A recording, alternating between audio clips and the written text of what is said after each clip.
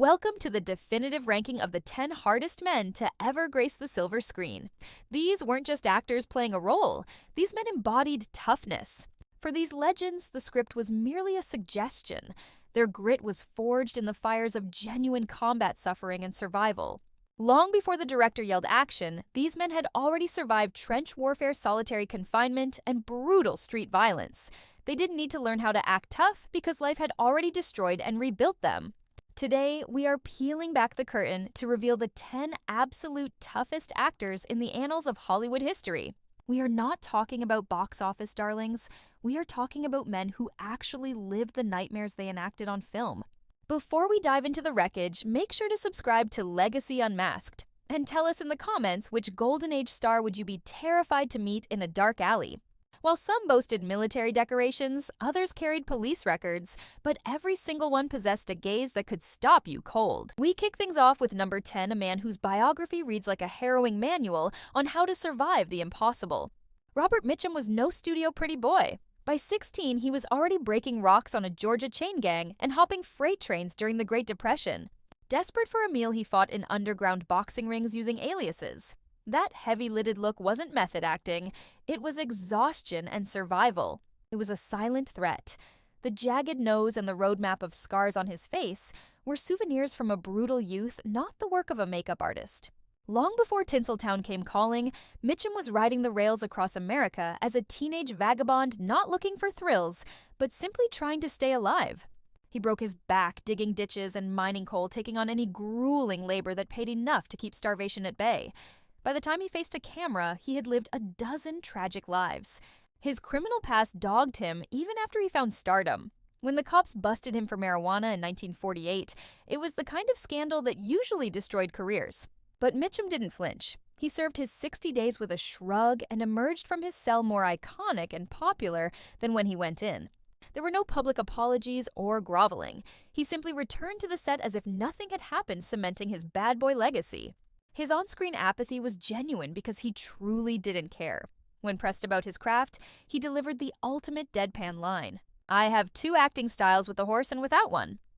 It wasn't humility, it was the truth. He didn't need to pretend to be a man. Fellow actors found his presence unnerving. It wasn't bluster or noise that intimidated them, but his utter lack of it. He possessed the terrifying stillness of a man who had survived lethal encounters and had absolutely nothing left to prove to anyone. Director Edward Dmytryk put it best, admitting that you didn't really direct a guy like Mitchum. You just filmed him and prayed he didn't deck anybody on set. Mitchum never needed to raise his voice or posture. He simply existed in the frame, and the danger was palpable. He could look a studio mogul in the eye and make him feel small. He carried the aura of a man who knew exactly what it meant to be locked inside a cage. Coming in at number 9 is Charles Bronson, a coal miner at 10, a Purple Heart veteran, and a tail gunner flying suicide missions over Japan. When Bronson went quiet, it wasn't a dramatic pause. It was a warning sign that violence was imminent. Raised in destitute conditions with 14 siblings in Pennsylvania, Bronson was laboring in the mines before most children learned to read. He spent his youth coated in black soot, breaking his back, and risking his life hundreds of feet beneath the earth. The grime didn't just stain his skin, it hardened his spirit. His upbringing wasn't just hard, it was a vicious fight for existence. When the Second World War broke out, he swapped the dangers of the mines for the cockpit of a B-29 Superfortress bomber. He took shrapnel during a raid, earned his Purple Heart, and returned stateside ready to do whatever was necessary to eat. He picked onions, cooked burgers, and fought for cash. By the time the studios discovered him, Bronson had zero interest in the limelight or fame. He was strictly there for the money. Filmmakers quickly saw that this wasn't an actor trying to be tough. He was the genuine article. His combat style was terrifyingly efficient because it was real. He hit with the precision of someone who knew how to end a brawl instantly. Jan Michael Vincent, his co-star on The Mechanic, recalled a scene where Bronson grabbed him, noting the terrifying authentic power in his grip. There was no acting involved. When rumors swirled that the mob put a hit on him after Death Wish, the studio panicked and offered bodyguards. Bronson just chuckled. "I have survived too much to worry about those guys," he dismissed, waving off the protection. Bronson's standout quality was his lethal economy of motion. He arrived, did the job with steel-eyed focus, and left without a word. He didn't play Hollywood games or stroke his ego. He was a presence forged by decades of hardship and raw survival. He didn't wear costumes. He inhabited the character because he had lived it. As he once said regarding duty and country, if we all woke up tomorrow and decided to actually do some good for our country, everything would change. Landing at number 8 is the Duke himself, John Wayne. We are talking broken ribs, a missing lung, and stomach cancer battles from radiation. Wayne didn't just portray grit. He worked through excruciating physical agony while the cameras were rolling, refusing to quit. Long before he donned the Stetson, Wayne was molded by the unforgiving landscape of rural America in the early 20th century. He clawed his way through university on a football scholarship, relying on sheer power and determination, rather than family money or connections. His start in the industry was anything but glamorous, spent hauling heavy equipment and building sets with his bare hands before he ever got a line.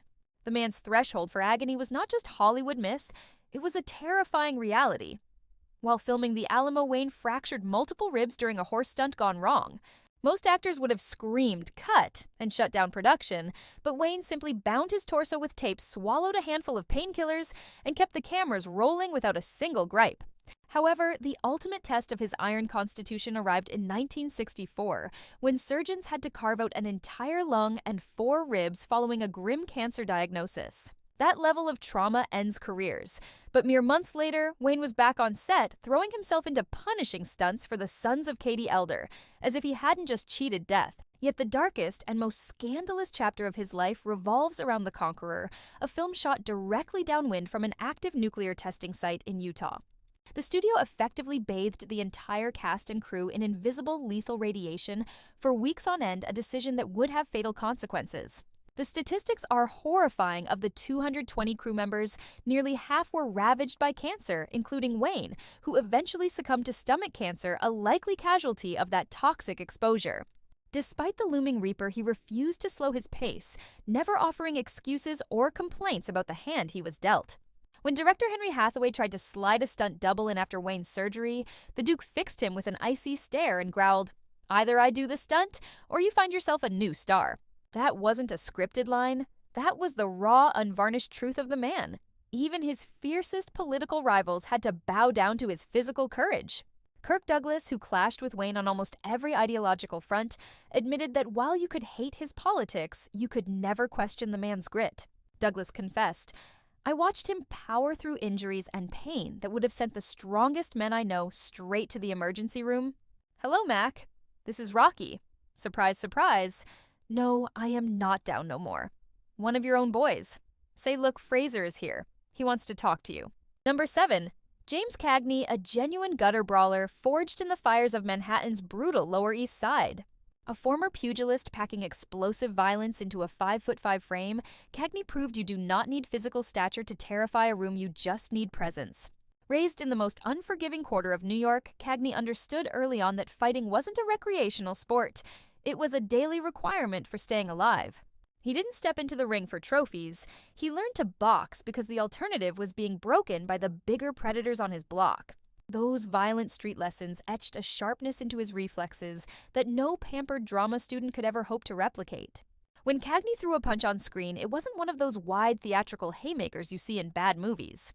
His strikes were short, vicious, and terrifyingly accurate, exactly the way a man who has actually drawn blood in a back alley would hit. Director Raoul Walsh confirmed the authenticity, noting, "Jimmy threw a punch better than any actor alive because he had thrown hundreds of them in anger before he ever saw a camera."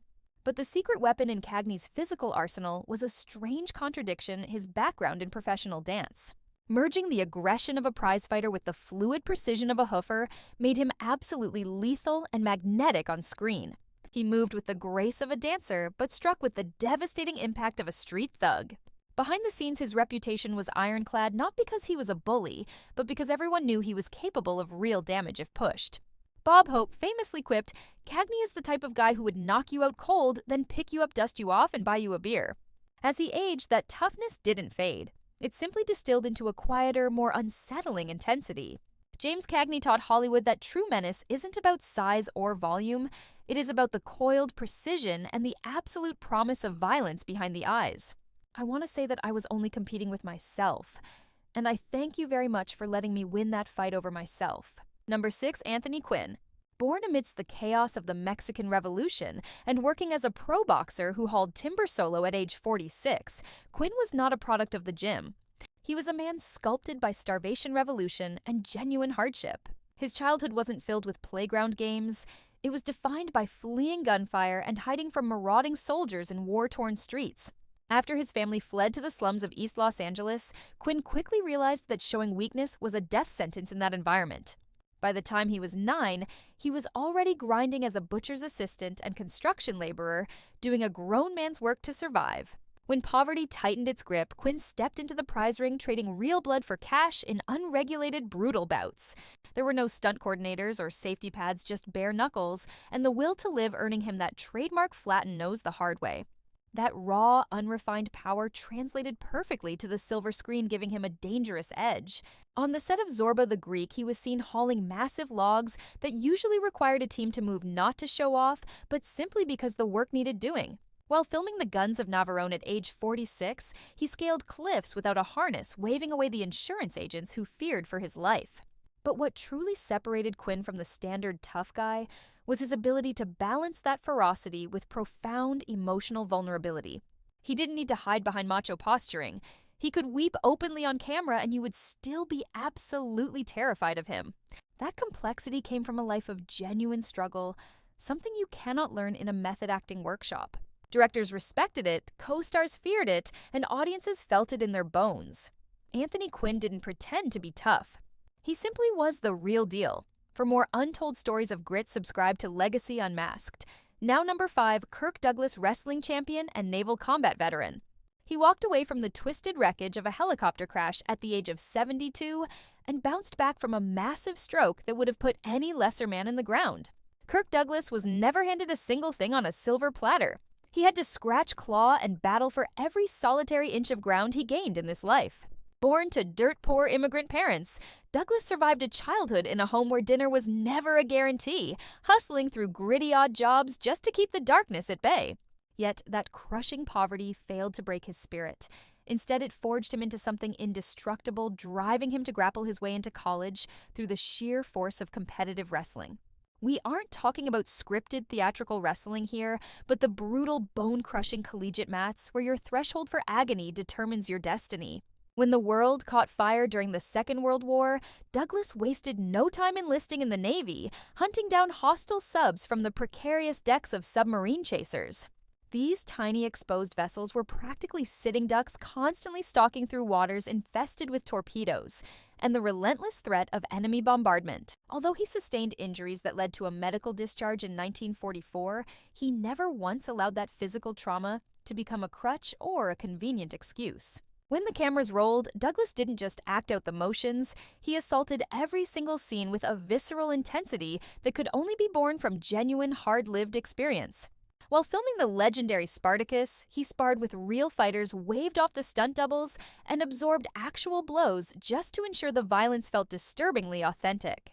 Even after a nasty fall during production left him battered and seriously hurt, the man was back on his feet and in front of the lens in less than 48 hours.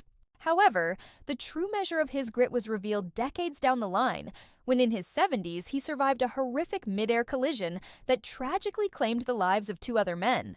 While most men in their golden years would have withered away after such a trauma, Douglas threw himself into rehabilitation and forced his body to walk once more. As if that wasn't enough, a massive stroke later robbed him of his speech, yet he battled through years of agonizing therapy to reclaim his voice and penned a raw memoir about the hellish journey. His entire existence stands as irrefutable evidence that genuine toughness has absolutely nothing to do with the fleeting muscles of youth. It is entirely about an unyielding, savage resilience, a sentiment that the legendary director Stanley Kubrick captured flawlessly. Once Kirk set his mind on a specific outcome, it became inevitable reality. That wasn't some Hollywood illusion, but the raw, unvarnished truth of the man's formidable character. I appreciate it, thank you all so deeply, and I promise not to occupy too much of your valuable evening with my ramblings. The list of people I owe a debt to is far too long to recite here, but coming in at number 4 is Lee Marvin, a battle-hardened Marine Corps veteran. This Purple Heart recipient literally survived a machine gun tearing through his back, and that quiet, menacing aura he projected wasn't a performance, it was a haunting memory. Long before the glitz of Hollywood ever discovered him, Marvin had already stared directly into the abyss of the absolute worst atrocities humanity is capable of. Serving as a Marine in the Pacific theater of the Second World War, he slogged through some of the bloodiest and most savage island campaigns recorded in history. In the heat of the Battle of Saipan, enemy rounds shredded his back, severing his sciatic nerve, and gifting him a permanent limp that he masterfully concealed from the cameras for decades. While his peers were taking classes on how to pretend to be killers, Marvin had already lived through the chaos of actual combat, witnessed true death, and felt the heavy weight of the consequences. Filmmakers frequently observed that he moved with a lethal efficiency, unlike anyone else possessing the calculated economy of motion of a man who knows that real violence is never flashy. True violence is brutally efficient, incredibly ugly, and undeniably final. That deep, visceral understanding of what actual warfare looks like imbued his performances with a uniquely disturbing quality that you just couldn't fake. Whenever he stepped into the shoes of a hitman, a soldier, or a criminal, you could see something truly terrifying lurking behind his eyes. He wasn't acting like a dangerous man, he was one. The wild stories didn't stop when the director yelled cut. While filming on location in Oregon, Marvin famously got into a vicious brawl with a group of burly lumberjacks at a local dive bar. Those who saw it happen swore he held his ground against the mob, and despite the bruises he arrived on set the very next morning refusing to let a little physical trauma slow down the production. Many of his fellow actors later confessed to feeling a genuine sense of dread and intimidation just being in his vicinity. It wasn't because he was loud or aggressive, but precisely because he wasn't. His menace radiated from an absolute predatory stillness. It was the type of silent, lethal confidence that doesn't need to show off because Lee Marvin didn't have to act tough. He simply channeled his traumatic battlefield history into every character, hid his literal scars beneath his costumes, and taught the audience what true danger felt like without ever needing to shout. But if Marvin was the master of quiet menace, the next icon on our list defined a different breed of explosive resilience. Coming in at number 3 is none other than the legendary Steve McQueen. This man was a Marine Corps hero who pulled 5 soldiers from a sinking tank and a professional race car driver who insisted on performing almost every single death-defying stunt himself. McQueen wasn't merely the king of cool on the silver screen, he possessed a legitimate fearlessness that gave movie studios and insurance agents absolute nightmares. Left behind by both of his parents and growing up in the hard-knock system of reform schools, his early years were nothing short of a brutal masterclass in survival. He hit the road as a runaway at 14, drifting into trouble at every turn before enlisting in the Marines, where his defiance against authority only intensified. He was stripped of his rank 7 separate times and spent 41 days locked in the brig not because he was weak, but because he absolutely refused to bow down to anyone telling him what to do. However, when actual lives hung in the balance, the true heroic nature of McQueen's character finally shone through the rebellion. Amidst a freezing Arctic training exercise, he single-handedly saved 5 of his fellow Marines from a watery grave inside a sinking tank, risking his own neck without a second thought. It was that rare mix of wild, untamed unpredictability and absolute rock-solid reliability under fire that defined every aspect of his existence. Even in the safety of Hollywood, McQueen never stopped chasing the rush. He hunted danger relentlessly, performing nearly every stunt himself, despite the desperate protests of the studio executives. When it came to The Great Escape, the studio executives practically had to restrain him physically. The legendary motorcycle fence leap was the solitary stunt they successfully forbade him from attempting, fearing for their insurance premiums. During the production of The Sand Pebbles, things took a terrifying turn when he actually came within inches of drowning while shooting the chaotic river sequences, a fact often swept under the rug, on the set of The Towering Inferno. His obsession with realism bordered on madness. He demanded to perform fire stunts so perilous that even the seasoned professionals on set wanted nothing to do with them. You see, his adrenaline-fueled hobbies weren't just for show, they were deep-seated compulsions. McQueen competed in professional motorcycle and auto races, frequently hiding behind fake names to dodge the furious studio heads who tried to ground him. At the grueling 1970 Sebring Endurance race, he managed to clinch second place overall, an impossible feat considering his foot was encased in a plaster cast the entire time. When the chilling news broke that his name was featured on Charles Manson's celebrity hit list, McQueen's reaction was disturbingly calm. He refused to hire a single bodyguard.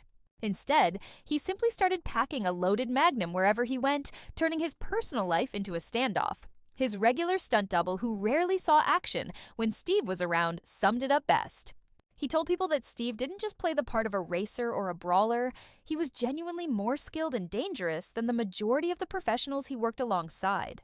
Steve McQueen wasn't putting on an act of bravery for the cameras. The man was authentically fearless, burning through his life with a terrifying intensity right up until his final days. And we can't forget a crucial piece of trivia from that movie. It was actually Jackie Ickes who taught him the finer points of handling those machines. Coming in at number 2 is Charlton Heston, a World War II veteran who worked through torn ligaments and even filmed scenes while undergoing cancer treatments after losing a lung. Truly harrowing stuff. Charlton Heston didn't just act tough. He brought a level of agonizing physical endurance to his roles that required near superhuman resilience. Long before he parted the Red Sea as Moses or raced chariots as Ben-Hur, Heston served as a radio operator and aerial gunner for the Army Air Forces during the height of the Second World War. Although he wasn't in the trenches, that military background drilled a rigid discipline and physical toughness into him that would later become the backbone of his entire acting career. What truly set Heston apart from the soft Hollywood elite wasn't just his towering stature, it was his stubborn refusal to be coddled or accept the usual star treatment. Heston willingly threw himself into physically punishing sequences that would have snapped the spirit of most modern actors. 4. The 10 Commandments. He insisted on carrying actual stone tablets for take after agonizing take, subjecting his shoulders and back to brutal, repetitive strain. He never uttered a word of complaint or requested lighter props. While filming The Greatest Story Ever Told, he actually tore the ligaments in his shoulder during a stunt gone wrong. Instead of shutting down production to recover, he simply had the medics tape him up during his lunch hour and was back in front of the cameras that very afternoon, fighting through the pain. But the most disturbing example of his endurance relates to the cursed production of The Conqueror, which was recklessly filmed downwind from a nuclear testing site in Utah. Out of the 220 cast and crew members on that set, nearly half would eventually contract cancer. Heston included a scandal that haunts Hollywood history. Yet even after receiving that grim diagnosis, enduring surgery, and having a lung removed, he kept taking on roles that would have exhausted healthy men half his age. This drive wasn't born from vanity or a need for applause. It came from a profound, almost soldier-like sense of duty to the project and the audience watching at home. Whether he was portraying biblical prophets or grizzled warriors, Heston delivered a genuine conviction and a defiant stamina in every single frame. He wasn't merely pretending to be strong. He was the embodiment of strength, forged by military service raw power and a shocking willingness to suffer for his art. I should mention this isn't just about my perspective. This is really the legacy of the 3rd Infantry Division and the soldiers who stood beside me. Which brings us to number 1, Audie Murphy, the most decorated combat soldier in American history, a Medal of Honor recipient who is credited with personally eliminating over 240 enemy combatants. If you were to picture what true, unadulterated toughness looks like, it wouldn't be a hulking giant with a face full of scars. It would look exactly like Audie Murphy, fresh-faced, modest, and absolutely lethal when it mattered most. Before he ever set foot on a Hollywood soundstage, Murphy had survived a literal hell on earth, returning home more decorated than any other soldier in the nation's history. At the tender age of 19, he single-handedly held off an entire company of German troops for more than an hour by climbing atop a burning tank destroyer and manning the gun. Bleeding from his wounds and completely out of ammo, he didn't retreat. He led a counterattack that successfully drove the enemy forces back. That single act of valor won him the Medal of Honor. But incredibly, that was just one day in a long career of heroism. By the time he turned 21, Murphy had been awarded every single combat award for valor the United States had to offer, totaling 28 decorations. He took out tanks, stormed machine gun nests, shrugged off bullet wounds, and kept pressing forward when most men would have crumbled in defeat. Military historians estimate his personal kill count exceeds 240 soldiers, more than some entire platoons achieve. But the most chilling part was his unassuming look. Standing just 5 feet, 5 inches tall and weighing only 112 pounds at enlistment, he looked more like a high school student than a walking death machine. When Hollywood eventually found him after he graced the cover of Life magazine studio, security guards scoffed, refusing to believe this gentle-looking kid was the legendary warrior Audie Murphy. It was precisely that disconnect between his innocent boy-next-door appearance and his terrifying capability for violence that made him so uniquely formidable. When he starred in the film To Hell and Back, based on his own autobiography, the producers actually had to water down his exploits because they feared audiences simply wouldn't believe the truth. The reality was too impossible, too heroic for fiction. But behind that calm exterior, Murphy was fighting a war against severe PTSD. He slept with a loaded pistol under his pillow every night and was plagued by violent nightmares. As his wife once confessed, "During those episodes, the man I knew was gone. It wasn't Audie anymore." Make sure to subscribe to Legacy Unmasked for more untold stories. It was a face that I couldn't place at first glance, completely unfamiliar to me. Although he battled these severe psychological traumas daily, he usually kept a tight lid on his emotions, except for one specific moment when an arrogant business tycoon got hostile during a heated dispute. People watching the scene unfold said the shift in his demeanor wasn't just fast, it was bone-chillingly instant, like a switch had been flipped from calm to lethal. The aggressor crumbled on the spot later, confessing, "I looked in his eyes and knew right then and there he would end my life without a second thought." Ironically, Murphy hated playing the soldier role. He actually leaned much more towards lighthearted romantic comedies and cowboy flicks to escape the darkness. Yet, whenever the camera rolled, he projected a heavy, silent intensity that screamed, "I have walked through hell and made it back." He never had to pretend to be hard. He was arguably the most authentic figure to ever grace Tinseltown. Then you have this story. So this fella approaches me and asks, "Hey, you interested in being in a film? But most in." I replied, "All right, what's the job?" He goes, "Well, how would you like to be an extra?" And I looked at him confused and asked, "An extra what?" We have to include a special honorable mention for Danny Trejo. He is a modern-day gladiator, San Quentin boxing title holder, convicted felon, and a man who kicked a serious heroin habit. Although our list is primarily looking at the titans of the Golden Age, it would be a crime to ignore Trejo. He is likely the only actor working today whose actual resume is grittier than the legends of the past. Long before that rugged mug became a staple of cult classics like Machete and Heat, Trejo lost 11 years of his life rotating through the darkest corners of the California penal system for armed robbery and narcotics charges. Behind the walls of San Quentin, he dominated as both the lightweight and welterweight boxing champ, throwing hands with the most lethal convicts in the state and living to tell the tale. And do not think for a second he was hiding out in protective custody during his bid. He was right there in the general population mix at America's deadliest penitentiaries during the wildest, bloodiest eras in prison history. Those deep lines on his face, that is not Hollywood makeup magic.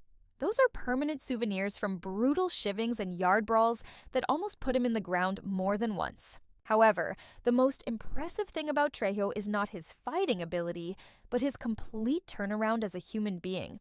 He got clean while locked up and has stayed sober for over 50 years, dedicating his life to working as a drug counselor to save others. Fame actually found him by accident. He was not looking for stardom. He was only on that movie set to support a young kid who was battling addiction issues. Unlike the plastic tough guys we see today, Trejo has zero need to show off. When people ask why he does not do his own stunts, he gave the perfect answer. "I am 75 years old. I have no desire to be 76 pretending to be 35. Actors end up injured, stuntmen are the professionals." That is the raw confidence of a man who does not have to prove a single thing to the world. The fact that real career criminals and ex-cons revere him says it all. In the rough barrios where typical movie stars would get mocked or robbed, Trejo walks with absolute authority and respect. A former cellmate summed it up best. "In the kinds of places where pretending to be hard gets you murdered, Danny is the genuine article." Everyone is aware of who he is. Trejo is living proof that true grit is not extinct. It still walks the streets carrying lessons from the prison yard that you simply cannot learn in drama school. And that wraps up our deep dive into the archives. The 10 hardest men to ever step in front of a camera. We are not talking about actors pretending to be strong, but men who lived the life bringing their actual scars, courage, and survival instincts to the silver screen. Their stories have stood the test of time not due to clever marketing or great screenwriters, but because the lens picked up on a raw truth that no acting coach can teach you. Which of these legends shocked you the most? Did we miss anyone who deserves a spot? Let us know your ranking in the comments section below. We honestly go through and read every single response you guys post. If you think modern celebrities are hardcore, just remember what true grit used to look like. Men who survived the Great Depression World War battlefields and brutal prison yards before they ever became famous. Make sure to hit that subscribe button for Legacy Unmasked to uncover more secrets from cinema's glory days.